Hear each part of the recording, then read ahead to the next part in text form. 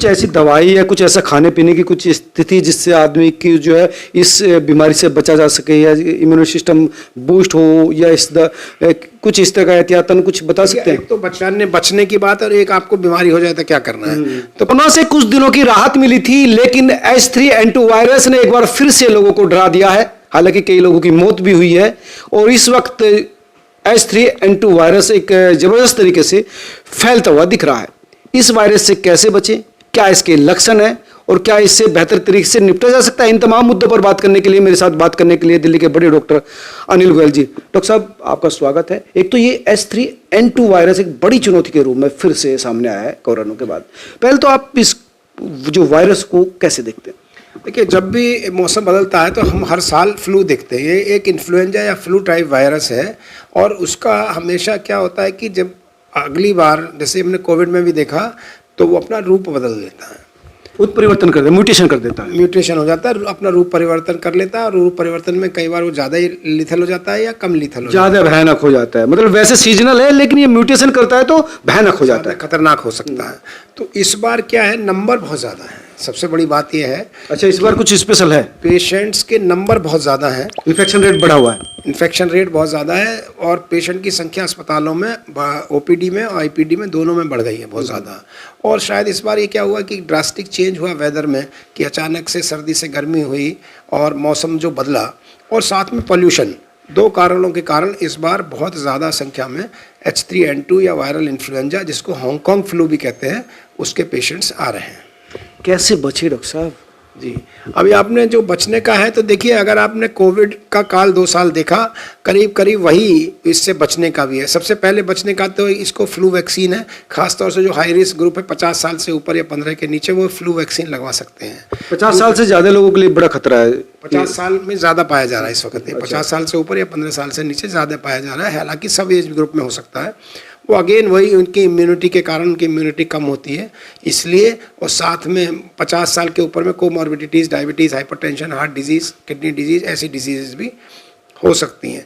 दूसरा जो बचने का सबसे बड़ा है कि आपको अब अगर खांसी और आसपास आपके किसी को खांसी है, तो आप मास्क पहनिए, N95, और 2 गज की दूरी, एक एडिक्वेट दूरी बनाए रखिए, जिस तरह कोविड में बनाई, और भीड़ भाड़ वाले स्थानों से बचें, और हैंड हाइजीन, जो हैंड डिसइंफेक्शन हम लोग सीखें, वो करते रहें। तो आप निश्चित रूप से, यानी कोविड के दौरान जो आपने स्वच्छता का और जो सुरक्षा के नियम अपनाए, उसको कंटिन्यू करना पड़ेगा। 2 गज की दूरी, मास्क है जरूरी, हमको फिर से वो दिक्कत याद करना पड़ेगा। हैंड हाइजीन, रेस्पिरेटरी हाइजीन का ध्यान रखना पड़ेगा, तो हम इससे बच सकते हैं। और फिर इसके बाद अगर आपको हाई रिस्क ग्रुप है, तो मैंने जैसे बताया, इन्फ्लुएंजा की वैक्सीन, जो नॉर्मली 9 महीने से 12 महीने में इफेक्टिव होती है, मतलब एक बार लगाने के बाद अगली साल फिर लगाना पड़ता है, वो भी आपको लगवानी चाहिए अगर आप हाई रिस्क ग्रुप में आते हैं तो। यानी 15 से कम है, 50 से ज़्यादा है, तो आपको जो है वैक्सीन लगवानी चाहिए, जो हर साल लगने वाली है। जी, हर साल लगती है। अच्छा, कुछ ऐसी दवाई या कुछ ऐसा खाने पीने की कुछ स्थिति जिससे आदमी की जो है इस बीमारी से बचा जा सके, या इम्यून सिस्टम बूस्ट हो, या कुछ इस तरह का एहतियातन कुछ बता सकते हैं? एक तो बचने की बात और एक आपको बीमारी हो जाए तो क्या करना है। तो पहले तो बचने की बात सबसे बड़ी है कि आपकी इम्यूनिटी बूस्टर के लिए आप बेहतर फ्रूट्स खाएं, नट्स, ड्राई फ्रूट्स खाएं। इसके बाद पानी ज़्यादा, हाइड्रेशन ज़्यादा करना है। और अगर ज़रा सी भी आपको बुखार या कुछ है तो रेस्ट करें। तो रेस्ट करें, ज़्यादा फ्रूट्स या लिक्विड्स ले, उसमें आपको डायबिटीज़ नहीं है तो फ्रूट जूसेस, नारियल पानी, ऐसी चीज़ें बढ़ाएं, जैसे शिकंजी, नींबू पानी, ऐसी चीज़ें बढ़ाएं। बहुत कॉस्टली इलेक्ट्रॉल पाउडर ये लेने की आवश्यकता नहीं है बाहर की। बाहर का खाना ना खाएं, घर का बना हुआ खाना खाएं। ये भी एक बहुत बड़ा इंपॉर्टेंट बात है। तीसरा, अगर आपको बीमारी हुई है तो सेल्फ मेडिकेशन ना करें। आपको मान लो बुखार है, अब इसमें सिम्टम्स क्या हैं? बुखार है, बहुत तेज़ बुखार हो सकता है, खांसी है जो 2-3 हफ्ते चल सकती है, शरीर में कमज़ोरी आती है, शरीर में दर्द होता है, नाक बहना होता है, और ये normally upper respiratory tract infection है। अब इसमें जैसे अभी कुछ दिनों से कोविड भी बढ़ रहा है, तो उसमें हम लोग देख रहे हैं कि कोविड क्या है, वो लोअर रेस्पिरेटरी ट्रैक्ट को ज़्यादा इफेक्ट कर रहा है, मतलब निमोनिया ज़्यादा कर रहा है। ये भी एक इन्फ्लुएंजा ऐसा नहीं है कि निमोनिया नहीं कर सकता। अगर हाई रिस्क ग्रुप है, जिसको पहले से सांस की दमे की बीमारी है, उसको निमोनिया भी कर रहा है। ऐसे मरीज भी हम लोग देख रहे हैं। लोअर रेस्पिरेटरी सिस्टम को भी डैमेज करता है इन्फ्लुएंजा। ऐसी बात नहीं, अगर आपका देखिए गले में वायरस है, अगर आपका इम्यूनिटी कम है और या आपको दमे की पहले से बीमारी है, तो ये ट्रैवल करके फेफड़े में भी जाकर बैठ सकता है, निमोनिया कर सकता है। तो इसीलिए कुछ डेथ भी रिपोर्ट हुई हैं, 3-4 पूरे देश में इन्फ्लुएंजा 6 के करीब लोग। जी, H3N2 के कारण। तो हमको इसमें भी उतना ही सतर्क रहना है जितना सतर्क हम लोग कोविड के दौरान रहे। डॉक्टर को दिखाना है जैसे इसके सिम्टम्स हों। एंटीबायोटिक्स नहीं लेना है, एंटीबायोटिक्स रिकमेंड नहीं है इसमें, नहीं लेना है, क्योंकि वायरल बीमारी है, आपको दवाई लेने का उसका फ़ायदा नहीं होगा और नुकसान ये होगा कि एंटीबायोटिक रेजिस्टेंस डेवलप हो गया तो कोई आगे वो एंटीबायोटिक बैक्टीरियल इन्फेक्शन में काम ही नहीं आएगी, आपके शरीर पर बेकार हो जाएगी। तो उसमें खतरनाक स्थिति है। और इसका इलाज जो है डॉक्टर की सलाह से लेना है। लेकिन बेसिकली क्या है, बुखार है तो पैरासीटामॉल एडवाइस की जाती है, खांसी है एंटी एलर्जिक इस्तेमाल की जाती है, कफ सिरप इस्तेमाल किया जाता है। कई बार सांस की तकलीफ, सांस फूलता है तो ब्रोंकोडायलेटर या नेबुलाइजर्स ये भी इस्तेमाल किए जाते हैं। और रेस्ट, हाइड्रेशन, आराम करें, हाइड्रेशन करें और लोगों को इन्फेक्शन ना फैलाएं। तो आप भी मास्क लगाएं और लोगों से दूर रहें, अपने परिवार के सदस्यों से दूरी बनाकर रखें। अच्छा, कुछ खाने पीने की अगर घरेलू बात करें, घरेलू नुस्खे, हालांकि एलोपैथिक डॉक्टर है और ये चीज़ें आयुर्वेदिक की है, लेकिन फिर भी क्योंकि भारतीय आयुर्वेदिक की नहीं, खाना भी हम लोग बताते हैं। हमें भी एक पार्ट ऑफ ट्रीटमेंट का एलोपैथिक में भी ये है कि हमको बताना है कि खाना क्या खाएं, क्योंकि वो भी एक इम्पॉर्टेंट पार्ट है इलाज का।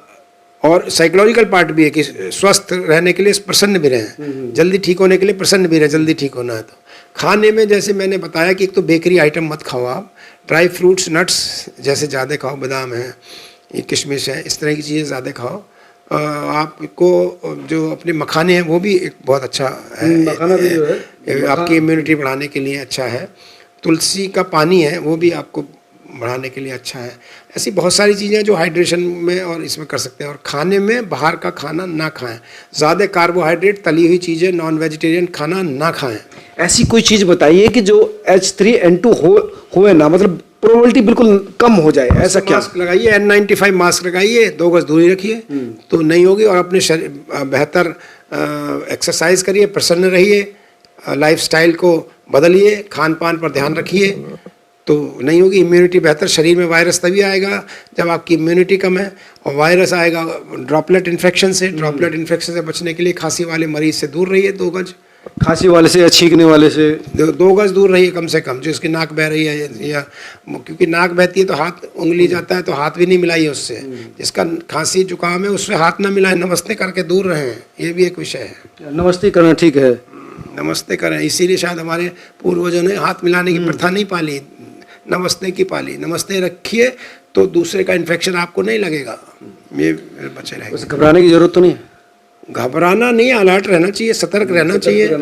और घबराना तो शब्द नहीं है, खासतौर से उनको ज़्यादा अलर्ट रहना चाहिए जिनको पहले से ही कोई शुगर है, हाइपरटेंशन है, किडनी डिजीज़ है, ओबेसिटी है, मोटापा है, या बच्चे हैं, तो मुझे लगता है उनको थोड़ा सा ज़्यादा एहतियात की ज़रूरत है। तो दोस्तों, आपने सुना कि डॉक्टर साहब ने जो बताया कि किस तरह से कोविड के बाद फिर से वही प्रोटोकॉल अपनाना चाहिए जो कोविड के दौरान अपनाया गया था, ताकि सुरक्षित रहें, ड्रॉपलेट वाले मरीजों से दूर रहें, खाने पीने में एहतियात रखें। एक और चीज़ देखिए, अभी आपने सफदरजंग के मेडिकल सुपरिटेंडेंट ने 2 दिन पहले अपने हॉस्पिटल में मास्क मैंडेटरी कर दिया है। तो मैं भी ये कहना चाहता हूँ आपके माध्यम से, जहाँ हाई रिस्क ग्रुप है, जहाँ प्रोफेशनल फ्रंटलाइन वर्कर्स है, डॉक्टर्स हैं, नर्सिस हैं, हेल्थ केयर इंस्टीट्यूशंस है, पुलिस वाले हैं, चौराहे पे खड़े रहते हैं, वहाँ पॉल्यूशन का भी और इसका भी दोनों का खतरा है। तो मुझे लगता है पुलिस वाले मास्क पहने, हेल्थ केयर इंस्टीट्यूशंस में डॉक्टर, नर्सेज, पैरामेडिक्स मास्क पहने अपने वर्क प्लेस पर।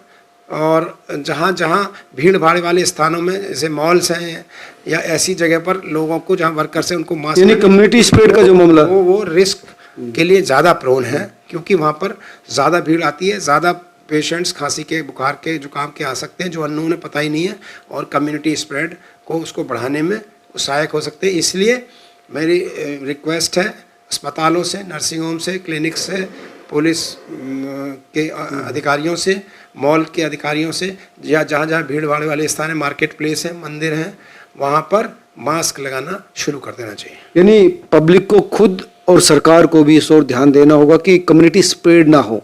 भीड़ जब वाली जगह पर इस तरह की चीज़ें एहतियात के रूप में अपनाई जानी चाहिए। व्यक्तिगत रूप से भी सुरक्षा का ध्यान रखना चाहिए कि आप मास्क पहने, सुरक्षित रहें, 2 गज की दूरी, मास्क है जरूरी, हाथ को साफ करते रहें, ये तमाम चीज़ें। और खाने पीने में जैसे बताया कि लिक्विड ज़्यादा लें और हेल्थी चीज़ लें, बेकरी या बाहर का खाना अवॉइड करें। और आप क्या सोचते हैं इस पूरे मामले पर जरूर कमेंट करके बताएं। नमस्कार।